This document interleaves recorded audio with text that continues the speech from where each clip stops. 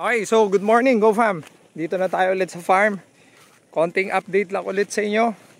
Bali yung ating punla is 18 days na ngayon. So mag-aantay na lang tayo ng 3 days.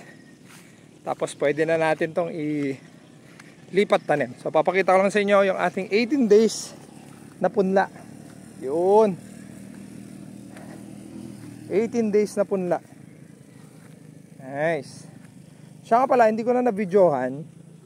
Nag-spray pala tayo ng ng pangdamo kasi nakita natin may mga nakalusot na mga damo. So papakita ko sa inyo yung mga namatay na damo. Ayun oh. Ayun oh. Kita nyo? Yan.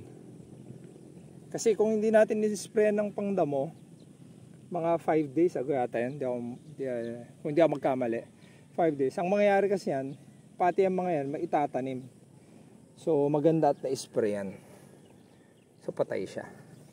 Diba? Patay siya. Alright, so ngayon, ba yan?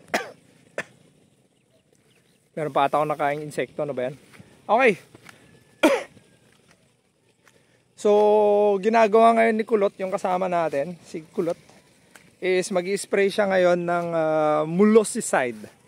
Mulosicide para dun sa mga kohol naman natin. So hindi ko maintindihan itong mga kohol na to. Please comment down below kung paano mas magandang makontrol itong mga to. Kasi ito wala tayong katabing pala yan eh. Nakabakod to. Pero tas pag walang tubig, wala sila. Nag-hibernate. Pero pag yung tinubigan mo na, ayun na, isa-isa nang lumalabas. So spray tayo ngayon, Mulosicide. 2 days before pasukin ng mga tao para at least safe pa din siya. Ayun, dami oh. Pakita ko sa inyo, wait lang ah. Ayun oh, kita nyo oh. So ayun na yung kasama natin, si Kulot. Shout out sa iyo, Kulot. Napakahusay mo. Ay spray siya sa bawat yung silong natin. So okay, so sinukat ko na, papatubig na rin tayo konti. So konting patubig para at least hindi masyadong lalabas yung lupa. Kasi magkakaroon ng yan, damo yan pag ganyan eh. So sinukat na natin to para at least mas accurate yung experiment natin. Ito is 1,900 square meters, 2,000 square meters.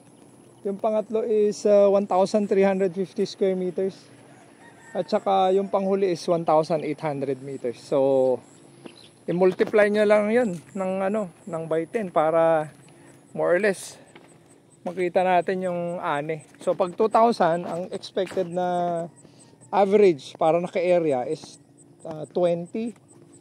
Tapos etong susunod, ito pala is 19. So 19 ang expected na ani natin dito. 19. 20 ang expected na ani. 14 ang expected na ani nun.